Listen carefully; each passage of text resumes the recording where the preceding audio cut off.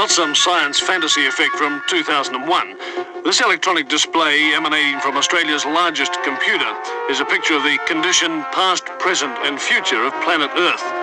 The program was originally devised by a scientist working from the Massachusetts Institute of Technology, Jay Forrester.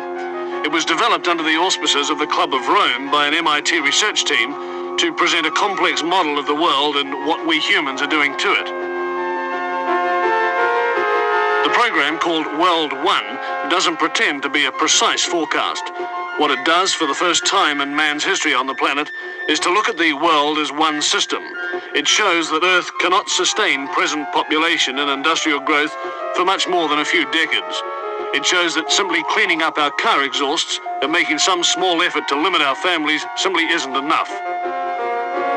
It's like an electronic guided tour of our global behavior since 1900 and where that behavior will lead us. Well, this is the printed version of what we've just seen on the television screen. And what looks at first to be just a maze of computer characteristics is really a system of very simple graphs which project what's going to happen to the planet over the next 150 years if we don't do something drastic to stop it. Down the left-hand side of the graph is the date, 1900, 1940, 1980, 2020, right down to 2060. Now, each of these lines of letters represents a curve showing some aspect of the condition of the planet. The further out this way they go, the greater that figure is. The further this way, the less. For example, P represents population. So here it is at 1900. And then it comes up to 1940, it starts to take off. Here we are at 1980, up to the turn of the century, and then it starts to peter off. Let's now have a look at this next curve, the Q curve, which is the quality of life. And this is represented by, for example, the amount of space people have, the amount of money they have to spend, the amount of food they have to eat. Now, it increases rapidly up to 1940, but from 1940 on, the quality of life diminishes. And here we are about the turn of the century, and we come up to the year 2020, and it's really come right back. More people, of course, means that you start to chew up your supply of natural resources. And this is this curve here, the N curve. And it shows that slowly but steadily, the pool of natural wealth in the world, natural resources, minerals, oil, and so on, is slowly but steadily diminishing.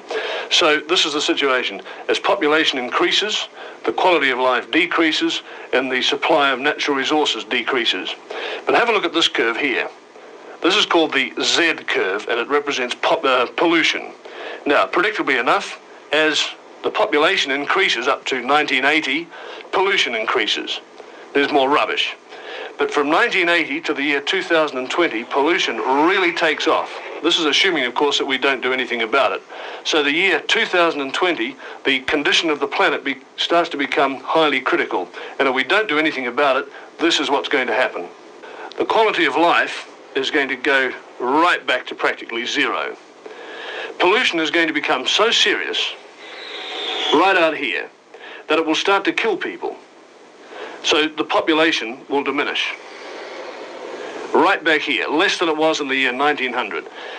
And at this stage, around about the year 2040, 2050, civilized life as we know it on this planet will cease to exist. Well, hopefully, of course, it won't be allowed to happen.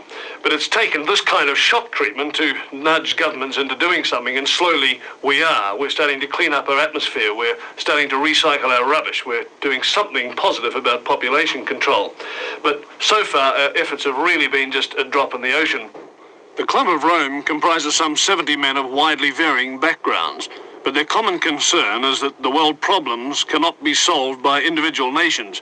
I spoke with Professor Hugo Tiemann, director of the Battelle Institute, Geneva, Dr. Aurelio Pache, founder of the club, and Dr. Alexander King, director of the World Bank and the United Nations OECD. Dr. King, now you're describing the world as a closed system where all these things are interrelated, and yet the government, the control of the system is by individual nation states. Now, how do you convince them to cooperate?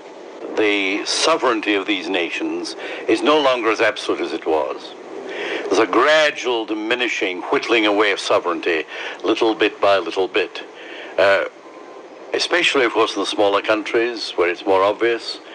But the bigger countries have to do a good deal of this by agreeing to international arrangements for the law of the seas, or for the limits of fishing, or for control of the wavelengths in radio, and 101 other things. But especially in the technological field, I think this is going to be increasingly so because of developments next year. I was at an important meeting in Washington a couple of weeks ago, and Peterson, the former Secretary of Commerce, was saying the same thing from an economic point of view, that the general world economic situation, the interdependence of countries on their food and fuels and so on, is leading to an interdependence which has seeds of draining away of sovereignty within it. So I don't think one can envisage an idealistic of jumping to a world federalism or anything of that sort. But the building up probably in the next decade in a number of particularly sensitive fields like energy, raw materials, the use of the oceans, space and so on, of a number of what people are tending to call regimes, which will not be ordinary United Nations type of organizations, but semi-management organizations. There'll be a great deal of consent in them. Dr. Bichet views the European common market as an elementary example of the kind of regional cooperative which is going to be necessary.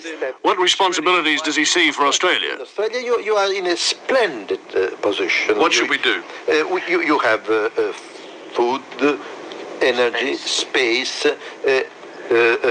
You are distant from other centers, so you can, for a longer time, feel rather more independent than interdependent.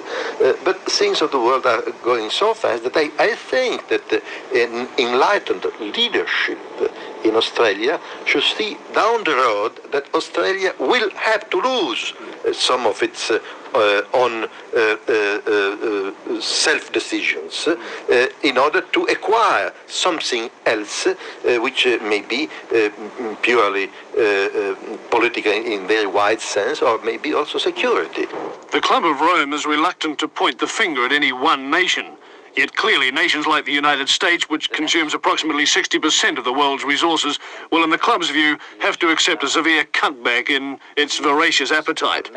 But the Club's utterances are cloaked in a velvet democracy, in the hope that their facts will gently persuade. We will ask who is making the decision, and whether the decision makers of today, whether they perceive the problems, what kind of problems, and the interactions of the problems. That's a very pragmatic approach. Has the time come, Dr. King, when we're going to have to say we can no longer entrust our resources and the exploitation of those resources to private enterprise? Has the time come when governments will simply have to take more control? Simple nationalization and things like that wouldn't help at all, because we've got to keep an incentive approach. And many of the good aspects of private enterprise are very necessary here, but not in the old exploitative way where the market forces dominated the whole situation. Dr. Pichai, can you tell me what my lifestyle will be in 100 years' time? What sort of car I'll drive, what sort of house I'll live in, what sort of food I'll be eating? Probably you will have a smaller car. You will use more common transport means. You will work many far less hours. You will have a wider cultural possibilities that today. You will not be so much pressed by immediate needs, because through technology, organization of the markets, the basic needs will be taken care of. And I think that you will love nature and continue then what I think you are doing now to protect our environment, to avoid this man-made world where the creatures of nature, the animals, the plants, the green spaces, the wildernesses are bound to disappear. To the Club of Rome, the status symbols of the year 2000 will be the inverse of today's. Prestige will stem from low consumption. That personal consumption will have to be less is plain enough. But for that privation to be seen as prestigious would seem to indicate some radical rethinking, at least for the fat cats of the planet.